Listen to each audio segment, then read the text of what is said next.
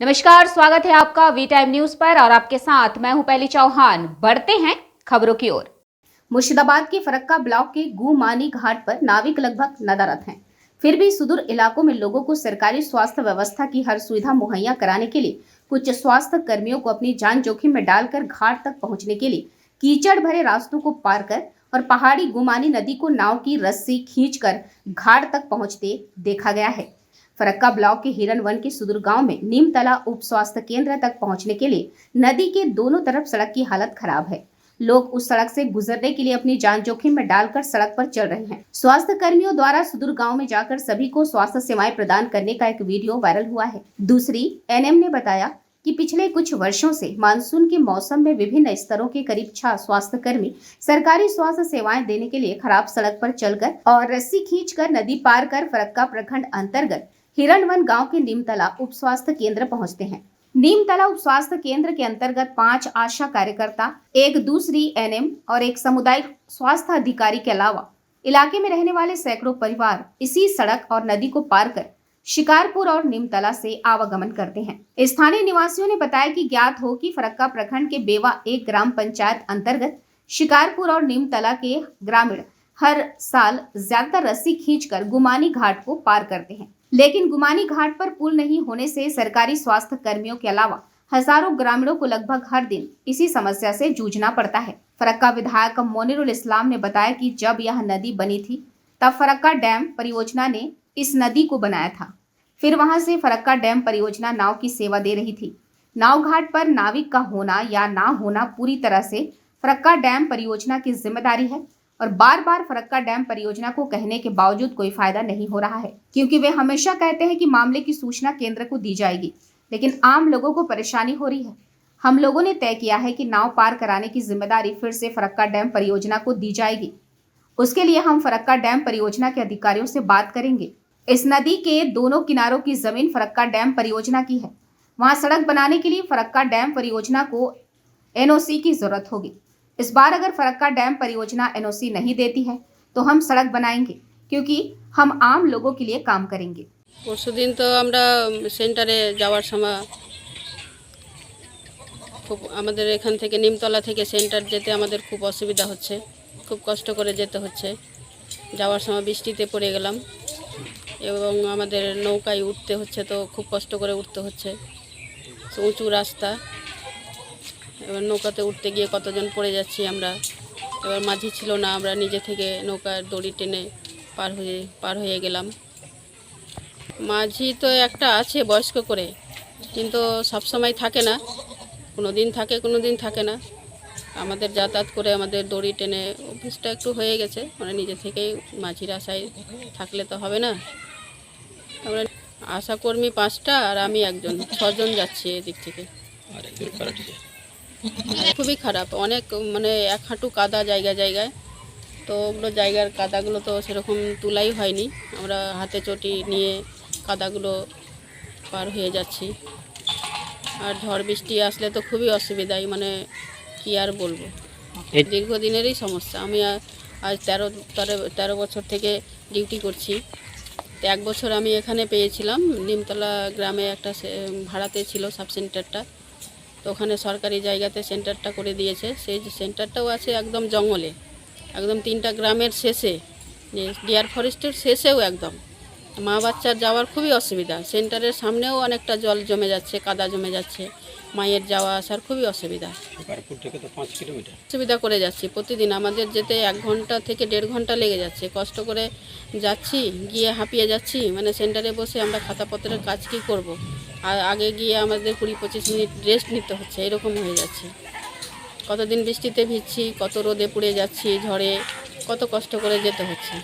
রাস্তার খুব খারাপ পরিস্থিতি। আমি 2007 সাল থেকে আজ অবধি যাচ্ছি ওখানে। তো এইখান থেকে আমার বাড়ি থেকে ডিয়ার ফরেস্ট 3 কিলোমিটারের ওপর হয়, আর কাঁচা রাস্তার লাল মরম পাথর ওইগুলোও দেওয়া নাই। আর দীর্ঘ পথ, এই বাবলার গাছ আছে, তাতে কাঁটাগুলো থাকে, বর্ষার টাইমে পায়ে ঢুকে যায়। তারপরে ঘাটে যেখানে নামতে হয়, 2টো ঘাট পরে, তো একটাতে যেমন তেমন ব্রিজ হয়ে গেছে, তখন একটাই ঘাট পরে। ওইখানে ঘাটটা এতটি সোজাভাবে দাঁড় করানো আছে যে উঠা যায় না, বৃষ্টি হয়ে যায় তখন স্লিপ কেটে পড়ে যেতে হয়। আমাদের আশা কর্মীরা একদিন আসছিল আমার সঙ্গে, ওদেরও ছুটি হলো আর আমরাও বেরোলাম একই জায়গা থেকে। তো সবাইকে হাত ধরে ধরে তুলতে আমাকে লজ্জা লাগছে যে একটা মহিলা মানুষের হাত ধরবো কী করে, কিন্তু ওরা উঠতে পারছে না। ইতিমধ্যে একজন পড়ে গেল দেখলাম, তারপরে সবাইকে ওইভাবে ধরে ধরে উঠালাম, উঠিয়ে আবার হাঁটতে হাঁটতে চটিগুলোকে হাতে নিয়ে যেতে হয়, হাতে নিয়ে আসতে হয়। আর বেওয়া রুট দিয়েও যে মোটর সাইকেলে করে চলে যাব, তো বেওয়ার রাস্তাটা এত ব্যাপক খারাপ আছে, যারা দেখেছে তারা বুঝতে পারবে, যারা দেখেনি তারা বুঝতে পারবে না। এইভাবেই চলছে। শুকনো টাইমেও যে খুব সুখ হচ্ছে এমন কথা নাই, আর বর্ষার টাইমে চরম অসুবিধা। শীতের দিনে মোটামুটি হাঁটতে হলেও মোটামুটি ভালো লাগে, কিন্তু বর্ষার টাইমে পারা যায় না। মিটার হবে ওখান থেকে, আর ওখানকার 3টা আশাকর্মী, ওই মহিলারা একদিন পড়ে গেছিলো আমার সামনে, আমি হাত ধরে তুলেছি। তারপরে ওরা 5-6 জন যে ওরা আছে আশাকর্মী, তো এই 2টো নিমতলা থেকে আর 3টা শিকারপুর থেকে, আর আমার স্ত্রী, মোটে হয়ে গেল 6 জন। 6 জনকে হাত ধরে ধরে তুলছি, আর লোক দেখছে আর হাসছে আর এই ঠাট্টা করছে যে আজকে পড়ে গেছো মাস্টার তুমি মহিলাদের দলে, তোমার খুব মজা।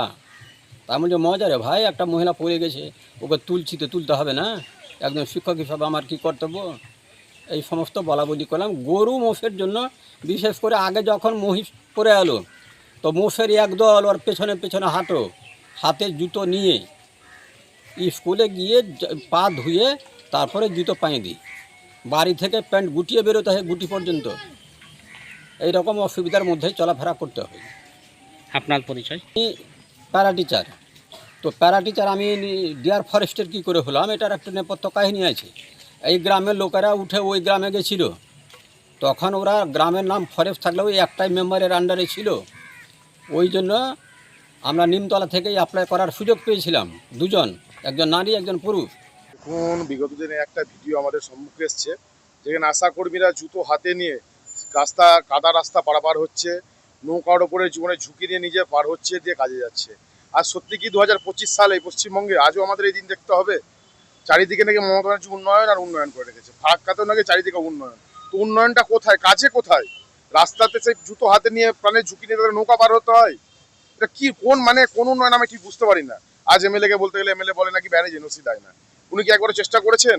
আমি বলছি উনি বলুক একবার, আমরা গিয়ে বলবো ব্যারেজকে, আমরা কেন্দ্রীয় সরকারের সংস্থাকে ব্যারেজকে বলবো এনওসি দেন এবং রাস্তাটা হোক।